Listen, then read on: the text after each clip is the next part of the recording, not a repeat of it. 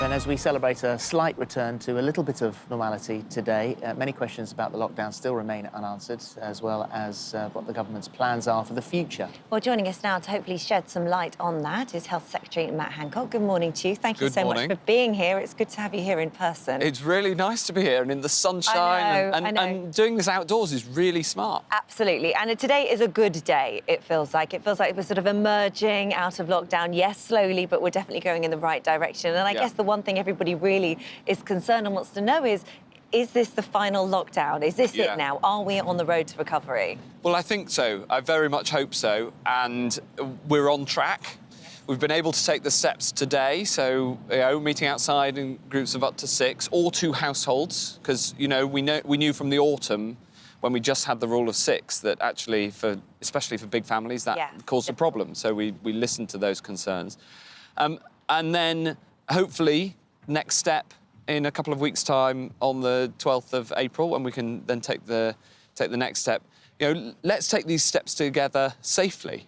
And it does mean being cautious still. But we can only do this because people have stuck by the rules, so we've seen those cases coming right down, and because of the vaccine programme, the combination of those two things. There's a little bit of confusion as to how far you can go to meet up with someone. There are people who have been desperate to sit in the garden with their mums and their dads and their grannies. And so how we saw over the weekend, it's right, you've got to stay local. Well, what's that mean? No, we're saying that you should minimise travel, but if you want to travel to see friends and family, then that is absolutely fine. No matter where they are? No matter where they are in England. There's different rules for Scotland, Wales and Northern Ireland.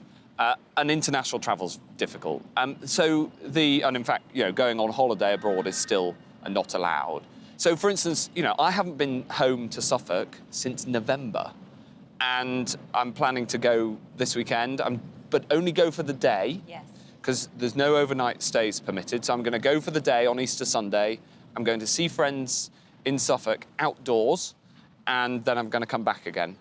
Because, we decided at the start of this latest lockdown, the whole family was going to stick together in London. But obviously, I want to get home to Suffolk. I can't wait. I can't tell you how much I'm looking forward to it. I think we're all feeling like that. There is no doubt that the vaccination rollout has been a huge success. It's been phenomenal. 30 million people in the UK have now received their first vaccine. That's some 57% of all adults. I think people are sort of thinking, right, well, if it's going so well, does COVID-19 still have the capacity to cause damage and ill health on such a significant scale when so many have been vaccinated? No, we know that the damage from COVID-19 will be far less. Why are we not easing restrictions quicker, therefore? Well, the reason is that we need to make sure that people who are vulnerable get their second dose. That's really important. It protects you much more. So we know that you get a very significant degree of protection from 1 dose, but you then get much more. In figures, the likelihood of you dying from COVID-19 falls by 85% after 1 dose, but 95% after 2 doses. So we need to make sure that especially those who are most vulnerable get their second dose.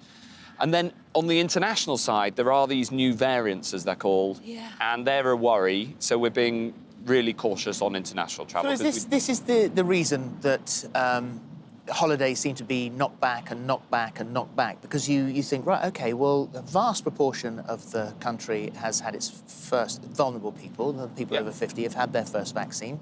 You are cracking on with the second vaccine. Why can't we go on holiday? So the biggest problem that we've got in terms of holidays is that if there's a new variant that the vaccine doesn't work against, and we know that there's a couple out there where there's hardly any in this country, and we know the vaccine works against the type of COVID we've got in this country, and that's why numbers are coming down so far. Forever? Like, you can't predict what's around the corner. No, Won't because that just keep us not able to travel anywhere forever? So we're also working on a new vaccine that we might have to roll out in the autumn to give people a 3rd dose that will deal with this problem. So we're working on that now. A 3rd jab? There might be a 3rd jab in the autumn, And so no international travel or holidays until the autumn? Because those variants do exist out there, as we know. We've been led to believe that the vaccines that we have are pretty effective against them. You say now that there's a couple that you're worried about. Where are they? So the 2 that we're most worried about started in South Africa and Brazil.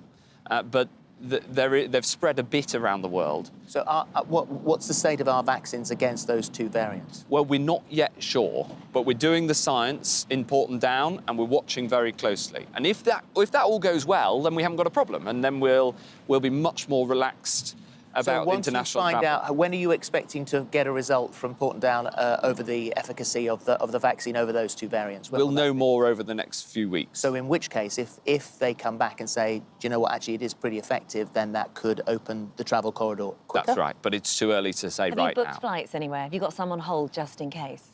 No, I'm going on holiday in the UK. I'm partly... Even if it opens up, won't you just want to get away and just put your feet in the sand? No, I love this country. And so, actually, I've had my holiday booked since I took it last year. We went and booked a house, and we booked it straight away afterwards. So it does, you know. I'm very... You can't book one now, you know, they're all booked up. Well, I'm very confident that we're going to have a great British summer. We're going to have great holidays here. The cases are coming right down. I think I'm highly confident we're going to be fine. But what do you say to the travel industry then? What do you say to those tour operators? What do you say to those small independent travel agencies and the airlines and the people who rely on our travel out of the country? Yeah. What do you say to them? Well, I've got a lot of sympathy, and I think that we all want to get that going as soon as possible. But the most important thing is to protect the recovery here at home, to make sure that people can see their loved ones and we don't have to go into lockdown again. What about a passport? Well, we may get to a position where if you've had your jab, then other countries will say you've got to have the jab to come in, and so we'll make sure everybody can prove that. That's obviously out of our hands, because if the government of another country, the Greeks have talked about this. Yeah, there's been talk of the travel corridors, and obviously we had that last summer, and people were able to travel to Europe and everywhere. Could that possibly? I think we're just holding on to any light that there might be international travel this summer. So there may well be. I wouldn't rule that out. So the door's not shut. The door is not shut. It's just too early to say. But what we can say with confidence is the unlocking at home is on track. If the numbers, and we've right from the word go, and I think many people have understood the fact that what you don't want to do is to crush the NHS. Now the numbers are right down. I mean, this is actually deaths overall below what they would normally be. Yeah. And so we're in this extraordinary situation. We still have these dates. We still have the June date for when I can actually, sort of hug people. Yeah. If we have... America's saying, right, it's almost every man for himself, just be sensible now. Yeah. For us, why wait that long? Why wait until June now? If you have vaccinated pretty much all of the vulnerable part of the population with their first jab, a lot of the vulnerable population for their second jab, why not bring it forward? Why not let us out? Well, the second jabs are so important. It's really important people come forward for their second jabs. And the other thing is that we are making sure that after taking each step, we look at the impact of that step and check that it's okay to take the next one. Because we want this to be irreversible. We don't want to go too fast that then means that we have to bring in new measures again. And I think, the number of people who say to me, Matt, we want to come out of lockdown, but don't go so fast that we then have to go in again. And that's this is a gradual, careful, but I hope irreversible move out, so that, as you say, by the middle of June, we'll then be able to get rid of all these restrictions and the laws that underpin them. With the vaccine that you said there, the NHS has warned of significant reduction in jabs available during April. And we know that there was a problem with the shipping from India, and then there was obviously the tensions with the EU and all of that. A lot of people are focused now on whether or not sort of that next bracket, 40s, when they're all going to get their jabs, myself included. Yeah. And also this 12-week window between the first and second jab, and if there's going to be any effect on that. Yeah. So we're very comfortable with the 12-week window. We think that's worked well. The evidence is that it's saved thousands of lives. The experts... And that's not going to be extended because of shortage of jabs? No, so we don't think that needs to be extended. We think that we've got the jabs to be able to deliver second jabs on time, and it's really important that people have that assurance and come forward to get the second jab. And we have got... that's a big programme over the next couple of months, because we're 12 weeks on from when the numbers started getting really big. And then we will open to people in their 40s as soon as we can, and I'm looking forward to that as well as you. The most important thing at the same time, though, is that we reach those final few percent who are really vulnerable and make sure we keep doing the work to make it as easy as possible for them to get the jab. How the higher the proportion, the safer we all are. How difficult are Europe making it for you now?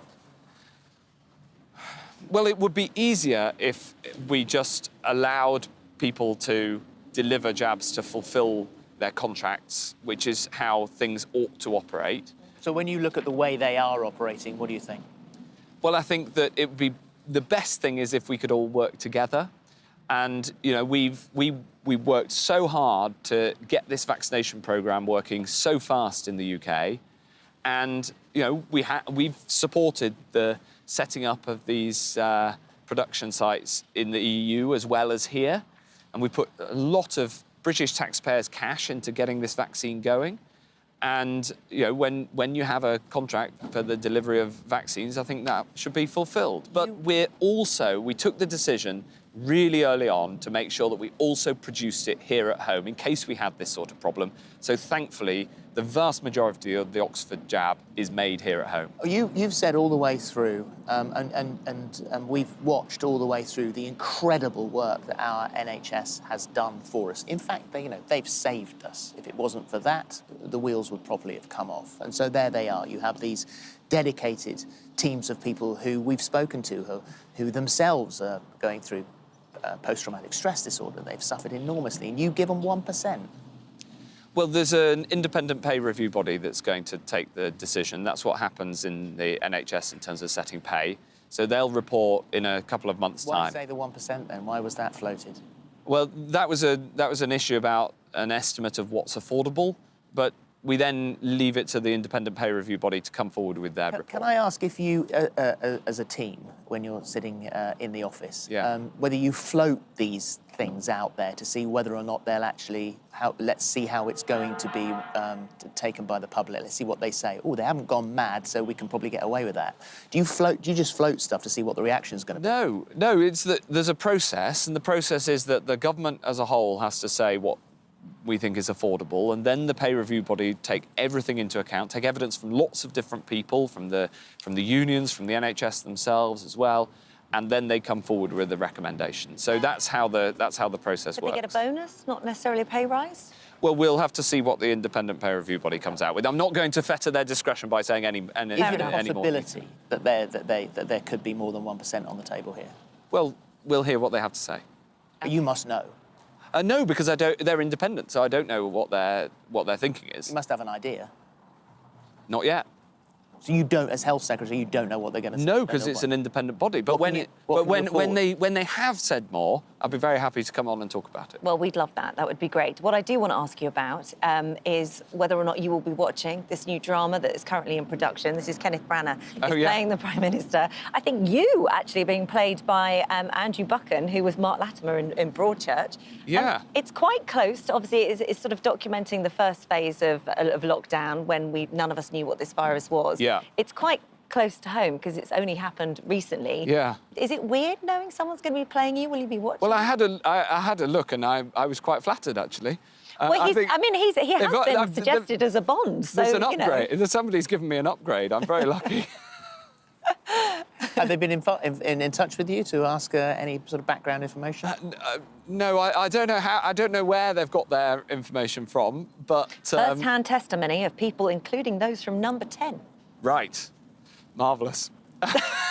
Who's that? Let's see what happens. Who's that then? Dominic Cummings? Has he been having a word with them? Do you think? I don't know. I don't. You know, when you're in the public eye, I mean, you must get this. It is funny when you're sitting down on a Friday night and Gogglebox comes on and you're all relaxed, and then suddenly you're on the screen, and then worse still, the reactions to you. Well, there was quite a reaction to your Red Room, by the way. The Red Room, yes, I know. This is when everyone we love it. We love peering into people's houses and seeing what's going on. We think it says volumes. And lots of people were saying that's quite a brave choice of paint. I love my office. Do you? I love it. I love it. It's quite an angry red, though, isn't it? No, it's like a boudoir. It's soothing. It's a boudoir? What have you just said? It's just, me and my paperwork. Right, well, we'll look forward to your next Zoom call from your boudoir. Thank you very much indeed. Thank you. Thanks for Lovely to having see you. me.